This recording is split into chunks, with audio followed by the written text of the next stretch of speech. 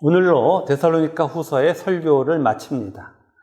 데살로니가 후서는 신앙의 초보자를 대상으로 신자의 고난을 설명합니다. 고난은 매우 어려운 주제입니다. 그 이유는 힘듦을 동반하고 있기 때문입니다. 따라서 고난은 신자인 우리들에게 언제나 거부의 대상입니다. 이렇게 신자가 고난을 싫어하는데 그럼에도 불구하고 하나님은 우리들에게 고난을 허락하십니다. 그 이유는 무엇입니까? 세상에서의 우리들의 유일한 문제가 죄이기 때문입니다. 그리고 죄는 오직 고난을 통해서만 없어지기 때문입니다. 죄는 신자에게, 하나님 자녀에게 반드시 없어져야 합니다. 그래서 하나님은 고난을 허락하시는 것입니다. 이러한 충돌이, 갈등이 하나님이 구원하신 신자에게 있습니다. 그래서 하나님은 신앙의 초보자였던 데살로니가 형제들이 고난을 이해할 수 있도록 데살로니가 전서, 데살로니가 후서를 통하여 설명하신 것입니다. 지난주에 3장을 통하여 고난을 통해서만 완성되는 하나님 자녀의 모습을 살펴보았습니다. 바울은 고난의 이유가 무엇인지를 질문하는 데살로니가 형제들에게 고난을 통해 완성되는 하나님 자녀의 모습을 보여줍니다. 그 이유는 고난을 통해 완성되는 하나님 자녀의 근사한 모습을 보고 고난에 대한 당위성을 깨닫게 하기 위한 겁니다. 그러면 고난을 통하여 완성된 하나님 자녀의 모습은 어떠했습니까? 그 모습은 바울이 본이 된 것과 같이 자발적인 기쁨으로, 만족의 넘침으로 하나님 나라에 참여하는 것입니다. 바울은 자신이 하고 싶은 것은 오직 하나님 나라에 참여하는 거야 라고 자신의 정체성을 밝히면서 힘듦을 아랑곳하지 않고 복음을 증거했습니다. 우리도 바울과 같이 만족의 넘침으로 자발적 기쁨으로 하나님 나라에 참여하게 될 것입니다. 이러한 모습을 계속해서 살펴보겠습니다. 데살로니가 후서 3장 10절을 함께 읽겠습니다. 우리가 너희와 함께 있을 때에도 너희에게 명하기를 누구든지 일하기 싫어하거든 먹지도 말게 하라 하였더니 아멘. 바울이 데살로니가 형제들에게 일하기 싫어하거든 먹지도 마 라고 명합니다. 이 말씀은 노동을 해서 생존해야 한다는 의미가 아닙니다. 윤리의 세계에서, 세상에서 일하기 싫어하거든 먹지도 마 라고 하는 이야기가 우리에게 너무 깊숙이 박혀 있어서 일해서 생존해야 돼 라고 알고 있는데 그 의미가 아니에요. 일하기 싫어하거든 먹지도 말라는 것은 바울이 교회에 복음을 전하기 위해서 일을 하면서까지 복음을 전한 것처럼 최선을 다하여 하나님 나라인 교회에 참여하는 것이 세상에서 먹고 사는 이유야 라는 의미입니다.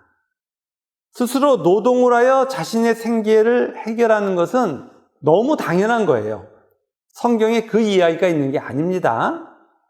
본문의 일은 자연인들이 무엇인지도 모르는 하나님 나라에 참여하는 행위를 말해요.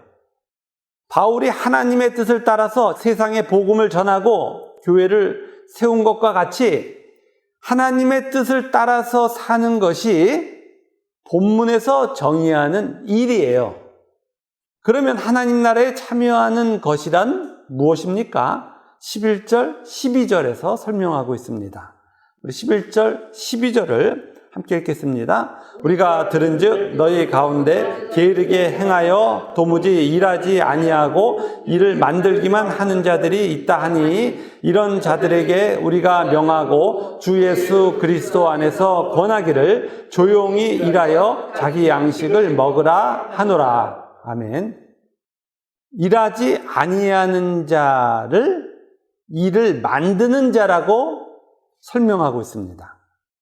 여기서 일을 만든다는 것은 헬라어 페리 에르가조마이에 대한 번역입니다. 주변을 뜻하는 페리와 일하다의 에르가조마이의 합성어입니다. 따라서 이 뜻은 해야 할 일은 정작 하지 않고 일 바깥에 있는 것을 하는 행위를 말합니다. 일하지 않는 것이란 이렇게 가만히 있는 것이 아니에요. 하나님의 뜻과 다른 걸 하는 것을 일을 하지 않는다, 일을 만든다 라고 하는 거예요.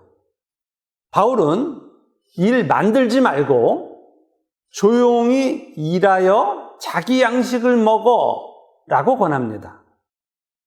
일하지 않고 일을 만든다는 것과 조용히 일하여 자기 양식을 먹는 것은 반대 개념이에요. 일하는 것이 무엇인지를 설명하기 위해서 반대의 상황을 등장시킨 겁니다. 헬라어는 설명하고자 하는 것에 대한 반대되는 것을 등장시켜 상황을 설명하는데 대단히 뛰어난 언어입니다. 따라서 일하지 않는 것과 일을 만드는 것의 반대 개념인 조용히 일하여 자기 양식을 먹는 것을 대조시켜서 일하는 것이 무엇인지를 설명하는 거예요. 이러한 설명의 명확성을 위해서 일하지 않는 것에 대해서는 일을 만드는 것으로 부연 설명하고 조용히 일하는 것에 대한 부연 설명은 자기 양식을 먹는 것으로 하는 거예요. 바울은 우리에게 일이라는 개념을 바로 알게 해주기 위해서 이러한 문학적 표현을 사용합니다. 일이라는 개념이 자연인에게 있어서는 자기의 원인을 동원하는 노동으로 아주 각인되어 있어요. 자기의 인과로만 사고하기에 이러한 일에 대한 정의는 너무나도 뿌리 깊이 박혀 있어요. 그래서 본문처럼 문학적인 장치를 많이 동원하여 하나님 나라의 일을 설명하는 거예요. 이런 의미를 확실하게 하기 위해서 일하는 것 앞에 조용히라는 형용사가 수식하고 있습니다. 그래서 조용히라는 형용사는 헬라어 헤시키아의 번역이에요. 헤시키아는 자기 집에서 자기 일을 하는 모습을 표현한 겁니다. 우리가 아는 조용히는 가만히잖아요. 이 단어 조용히는 가만히 움직이지 않고 이런 의미가 아니고 자기 집에서 자기 일을 하는 모습이에요. 하나님 자녀의 자기 집은 어디입니까? 하나님 나라예요. 그러면 하나님 자녀는 하나님 나라에서 무엇을 합니까? 일을 합니다. 어떤 일을 합니까? 자기 양식을 먹는 일을 합니다. 바울은 하나님 자녀가 조용히 일하여 자기 양식을 먹는 것으로 하나님 나라에서의 일을 설명하고 있어요. 자, 하나님 자녀는 양식으로 무엇을 먹습니까? 하나님 자녀는 하나님이 만들어주신 성령의 열매를 먹습니다. 사랑을 먹고 공의를 먹는 거예요. 따라서 하나님 자녀가 일하는 것은 언제나 사랑과 공의를 행하는 것으로 나타나요. 바울이 하나님 나라의 사랑을 먹는 모습은 목숨을 내어놓고 교회를 세우는 것이었어요. 이러한 일의 개념은 성령의 열매를 먹어보지 못한 자들에게는 없습니다. 일을 삭슬 얻기 위한 노력의 제공으로만 생각합니다. 그래서 본문도 신자도 놀지 말고 일해야 돼 라는 윤리로 해석하는 경우가 많습니다. 아니, 복음을 놀지 말고 일해야 된다는 가장 낮은 저급한 윤리 기준으로 여기는 것은 어이없는 해석이에요. 물론 우리도 열심히 노동하며 생존하고 있지요. 이러한 노동이 중요한 가치 맞아요. 그러나 본문은 하나님 자녀에게만 나타나는 성령의 열매를 먹는 초월적 사건을 설명하는 거예요. 하나님 나라에 참여하는 것이 하나님 나라의 양식임을 밝히고 있습니다. 이해를 위해서 저의 예를 들겠습니다. 저는 주일 예배를 마치고 집에 가면 우선적으로 하는 일이 있습니다. 이 일은 13년 동안 예외가 없었습니다. 그 일은 다음 주에 전할 설교를 준비하는 거예요. 그러면 왜 쉬지도 않고 바로 설교를 준비합니까? 두 가지를 하고 싶기 때문입니다. 하나는 지체들에게 하나님 말씀을 바로 전하고 싶기 때문입니다. 하나님의 말씀을 한 절도 빠짐없이 정확히 전하여 지체들 모두가 하나님을 바로 알았으면 좋겠다는 마음이 있습니다. 하고 싶은 것이기에 쉬지도 않고 하는 거예요. 또 하나는 혹시라도 주중에 신방을 가야 한다거나 교회에 필요한 일이 있으면 언제든지 시간을 할애해야 하기 때문입니다. 저를 필요로 하는 우리 분들에게 달려가고 싶기 때문입니다. 그리고 설교 준비가 끝나면 그 다음 날부터 그 설교 원고를 매일 우리 지체들이 쉽게 이해할 수 있는 용어로 수정을 합니다. 우리 모두가 하나님 말씀을 쉽게 알기 원하기 때문입니다.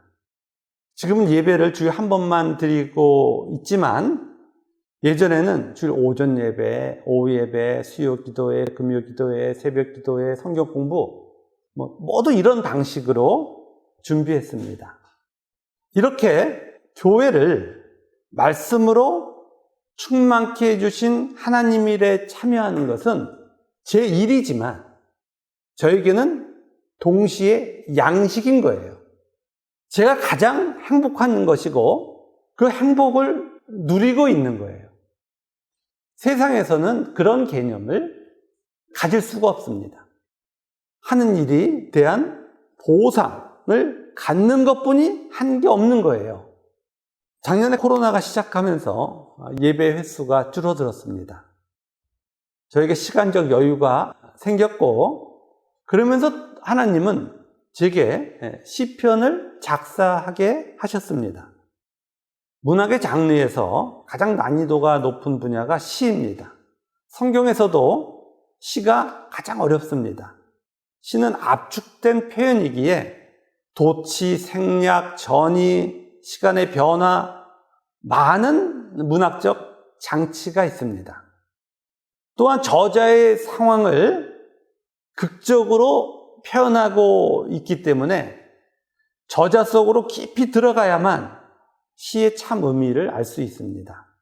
시편도 시편 기자와 하나가 돼야만 이해가 돼요. 이러한 어려운 시편을 하나님이 왜 우리에게 주신 것입니까? 그 이유는 시편만이 줄 수 있는 유익이 있기 때문입니다. 하나님은 시편에 하나님 자녀의 모든 인생을 담으셨고 이렇게 압축시키신 거예요. 하나님 자녀의 희노애락 전부가 노래로 주어진 거예요. 따라서 하나님 백성에게 시편은 위로이고 선물이에요. 이 사실을 제가 안 후부터 오래전부터 하나님께 성경의 시편을 지금의 역사를 살아가는 하나님 자녀도 노래할 수 있게 해달라고 기도했습니다. 하나님 이러한 기도를 들어주셨고, 코로나가 시작된 이후에 시편 150편을 작사하게 되었습니다. 시편을 한 편 작사하는데 많은 시간이 할애됩니다.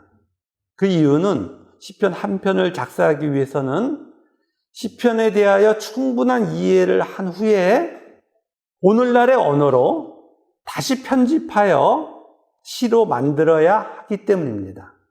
열심히 공부하는 것, 그래서 시편을 이해하는 것은 가능해도 다시 시로 만드는 것은 문학적 재능이 필요하기에 엄두도 내지 못했습니다. 그런데 하나님이 하게 하셨고, 지금 150편의 시편이 작곡까지 되어 있는 상태입니다. 음원 작업을 해서 여러분에게 들려질 것입니다. 하나님이 은혜를 베푸셔서 저에게 이러한 일에 참여하도록 하셨고, 저는 이 열매를 먹으며 행복하게 살고 있습니다. 성령의 열매를 먹는 모습에 대하여 이해하셨으면 해서 다른 분 예를 안 들고 제 예를 들었습니다. 그러면 이러한 일, 자기 양식을 먹는 것은 어떻게 가능한 것입니까? 하나님이 허락하신 고난을 지나왔기 때문입니다. 고난을 통해서만이 천국의 양식은 주어집니다. 타락한 죄는 천국의 양식을 먹을 수 없어요. 하나님은 우리에게 고난을 허락하시어 자기 양식을 먹을 수 있는 의의 존재로 바꾸고 계신 거예요. 바울은 고난을 통과한 자에게 나타나는 하나님 자녀의 모습을 설명한 후에 고난의 시간에 낙심하지 말 것을 13절에서 전합니다. 우리 13절을 함께 읽겠습니다. 형제들아, 너희는 선을 행하다가 낙심하지 말라. 아멘. 바울은 데살로니가 형제들에게 낙심하지 말고 선을 행하라고 권면합니다. 고난이 만들고 있는 선은 낙심의 대상이 아님을 가리킵니다.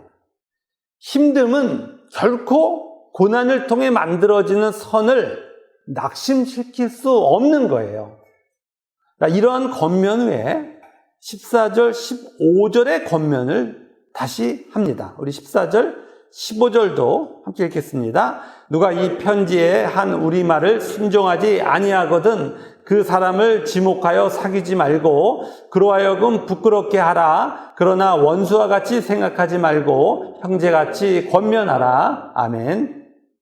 하나님 자녀들에게 고난을 통과하면서 자기 양식을 먹는 모습이 나타나는데, 이러한 모습은 반드시 나타나는 것임을 강조하는 표현이에요.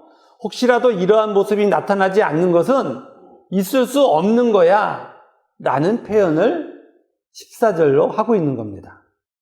바울이 전한 하나님 자녀의 모습이 나타나지 않으면 성도의 교제가 불가능한 것임을 말하는 거예요.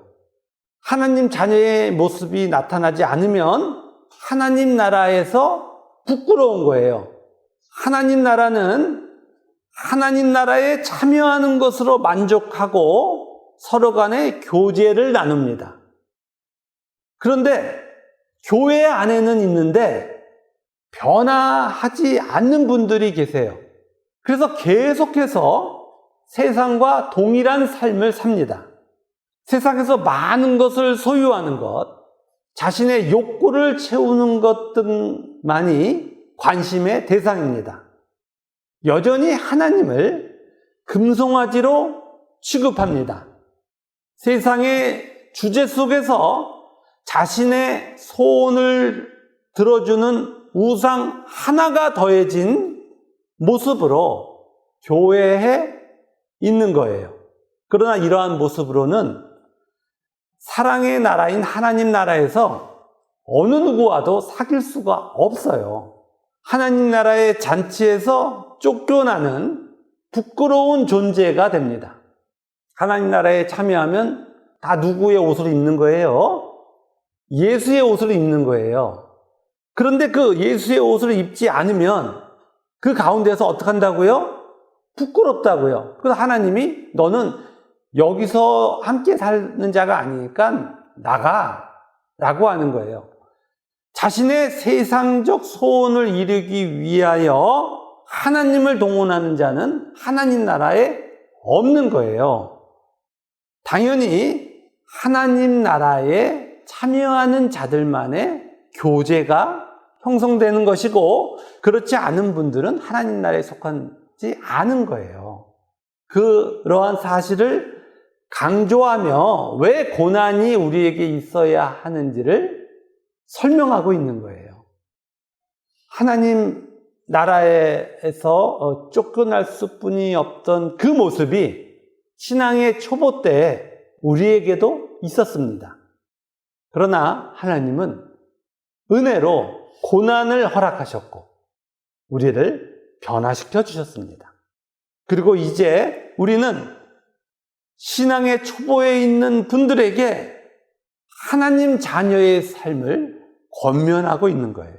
바울은 마지막으로 고난을 통과하고 있는 하나님 자녀를 향해 자신이 기도하는 내용을 밝힙니다. 우리 16절을 함께 읽겠습니다. 평강의 주께서 친히 때마다 일마다 너희에게 평강을 주시고 주께서 너희 모든 사랑과 함께 하시기를 원하노라. 아멘. 평강은 하나님과 연합한 상태라고 말씀드렸습니다. 하나님 자녀를 하나님과 하나가 되게 하셔서 하나님 나라의 만족을 누리게 해주시는 평강의 주께서 하나님 자녀에게 친히 때마다 일마다 평강을 주시기를 바울은 기도합니다. 때마다 일마다는 모든 순간, 모든 상황을 의미합니다.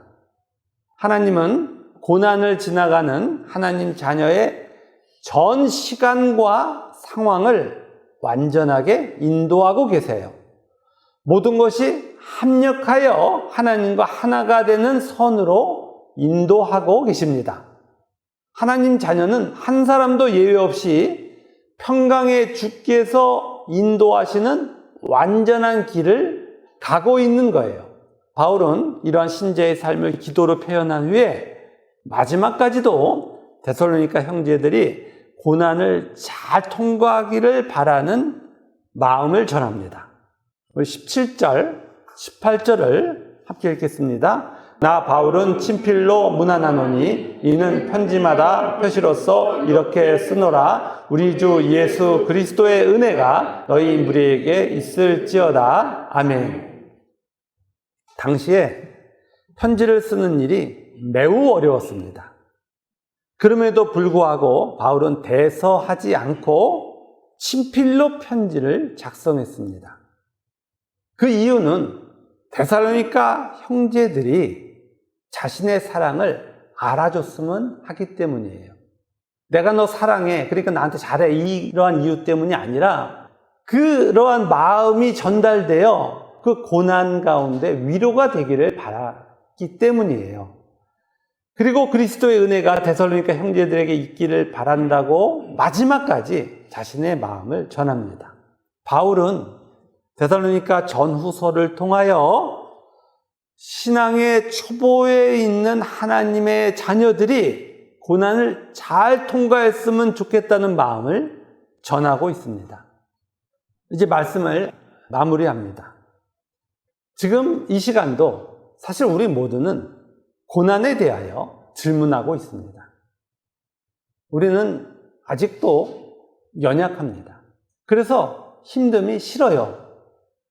지금까지 오면서 언제나 같은 질문을 하는 거예요. 어렵기만 하면 하나님에게 또 묻습니다. 하나님, 왜 고난 주세요? 이렇게 묻습니다. 그럼에도 불구하고 놀라운 일이 우리에게 일어나고 있습니다. 그 일은 고난 가운데서도 우리가 하나님을 떠나지 않았다는 겁니다. 하나님이 우리를 붙잡고 천국까지 끌고 가고 계신다는 것을 아는 거예요. 고난을 지나고 있어서 힘들지만 하나님의 선하신 뜻이 자신에게 이루어지기를 원하고 있기 때문입니다. 이러한 하나님의 은혜로 우리는 조금은 변했습니다. 앞으로도 변할 거예요. 그리고 우리의 본인 바울처럼 될 것입니다. 이런 길은 바울만 가는 것이 아니고 우리만 가는 것이 아니고 하나님 자녀라면 예외 없이 가는 거예요. 아브라함은 아내를 2번 팔았습니다. 그러면서 아브라함도 변했어요. 모세도 하나님 일을 한다고 대들었다가 자기에게 상황이 어려워지니까 광야로 도망가서 40년을 살았어요. 그렇게 하나님의 뜻을 따라가는 것을 거부했던 모세가 변하여 이스라엘 백성을 애굽에서 건져내는데 앞장을 섭니다. 예수님을 3번 부인했던 베드로도 변했습니다.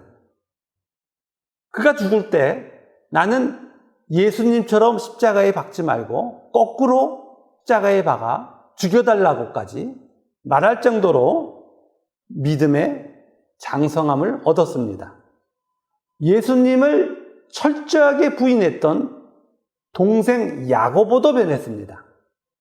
야고보는 예수님과 한 형제로 살았어요. 어려서부터 같이 밥 먹고 같이 자고 같이 놀고 한 형이 어느 날 와서 자신이 하나님 아들이라고 그러는 거예요. 하나님이라고 그러는 거예요. 그거 믿을 수 있겠습니까? 믿을 수 없습니다. 근데 그 야고보도 변하여 우리에게 야고보서를 통하여 전해줍니다. 환난 가운데 기뻐하라. 그게 정답이야. 환난의 뜻은 무엇이라고요? 힘듦이라고요? 아니요. 죄가 없어지고 의가 생겨나는 하나님 자녀의 현재라고요. 또 우리가 힘들면 또 얼마나 힘듭니까? 뭐 밥을 못 먹습니까? 무슨 뭐 잠을 못 잡니까? 우리가 힘든 거는 우리의 이 죄된 욕망이 여전히 세상을 다 갖고 싶은 거 하나예요. 힘든 건. 하나님 왜 그거 안 주세요? 라고 하나지. 그러면서 그걸 고난이래요. 세상에 그게 어떻게 고난입니까? 우리 고난은 성경에서 말씀하시기를 들리시스, 우리의 죄가 너무나 끔찍하기에 그거를 문지르고 달아 없어지게 하는 것을 고난이라 라고 정의하는 겁니다. 그럼에도 우리들의 하나님을 향한 첫 번째 이해가 금송아지이기 때문에 하나님을 믿으면 그 힘을 동원해 내 욕망을 채울 수 있다고 생각하는 것이기 때문에 하나님이 자신을 금송아지로 여기는 그 못된 완악한 우리를 바꾸시는 거예요. 우리는 끊임없이 하나님 앞에 대들어서 하나님을 송아지 만들고 있는데 하나님은 우리가 하나님을 송아지 자리에 놓으면 우리를 하나님 앞에 놓는 거예요. 이런 끊임없는 하나님의 사랑의 현실이 고난인 거예요. 고난은 성경에서 반복해서 말합니다. 축복이라고 말씀하고 있다는 것 잊지 마세요. 이 세상에서 자신의 욕망을 채워 세상에서 신이 되는 것보다 더 비참한 일은 없습니다. 왜냐하면 세상의 욕망을 채우는 그 현재가 살인이요, 간음이요, 도둑질이고 거짓이기 때문이에요. 그거 하고 싶어서 이 욕망이 작동되는 거예요. 그걸 막아주시는 것이 축복 아닙니까? 축복 맞지요. 그런데도 이 너무나도 당연한 진리를 하나님은 바울을 통해서 마치 빌듯이 설명해요. 우리를 얼마나 사랑하시냐 하면 그 못난, 그 잘못된 개념으로 거짓 속에 있는 자를 설명하기 위해서 답을 제시하고 올려면 와, 아니면 말고 라고 하시는 것이 아니고 그 설명에서 벗어나면 또 가서 또 아쉬운 것이 하나님이 쉬어서 우리 앞에 와서 빌고 설명하고 빌고 설명하고 그러고 계신 거예요. 데살로니가 전서를 보면서 우리의 그 못남이 예수님 바로 오라는 거 아니에요. 죄가 여전히 남아있는데 예수님 오면 어떡하라고요? 그러면 죄 앞에 예수님 굴복하라는 얘기 아니에요. 내 죄 그대로 놔두고 예수님 오세요 그러면 어떡하라는 거라고요? 예수님 내 죄 앞에 무릎 꿇고 사세요잖아요. 그런데 그렇게 데살로니가 형제들이 설정을 했다니까요. 우리가 오늘 설정한 것처럼. 그런데 그러한 못된 짓을 했는데 마치 잘못은 바울이 한 것처럼 지금 데살로니가 전후서를 작성해서 전해주고 있다고요. 그래서 하나님의 그 사랑이 이렇게 크기에 우리는 이 고난 속에서 하루하루를 살아갈 수 있는 겁니다. 우리는 하나님의 이 영원하신 사랑으로 인하여 반드시 하나님 나라에 참여하게 될 것입니다. 진짜 일을 하는 거예요. 하나님 나라에 가면. 세상에서 자기 욕망을 채우는 그 살인 말고 사랑과 공의로 나를 표현하는 자기 양식을 먹는 진짜 일을 하는 거라고요. 그게 우리에게 지금 주어지고 있는 겁니다. 그래서 바울은 우리의 하나님을 향한 사랑, 선을 세상이 낙심케 못하는 거야 라고 말하고 있으며, 이러한 하나님의 놀라운 사랑이 마침내 우리를 변화시켜 우리는 예수님을 눈으로 보며, 예수님 어떻게 눈으로 봐요? 내 삶 속에 예수가 나타나니까 예수를 보는 거예요. 그래서 우리는 사랑으로 하나가 될 것이고 영원한 만족 가운데 기쁨의 표현으로 자신의 일을 하는 놀라운 일이 일어날 것입니다. 이러한 구원의 관점 속에서 데살로니가 전서 후서를 반복해서 읽으시면서 오늘의 고난을 이해하시고 오늘의 현실이 주는 공고함에서, 힘듦에서 다시금 힘을 내시는 우리 모두가 되기를 주님의 이름으로 축원합니다. 아멘.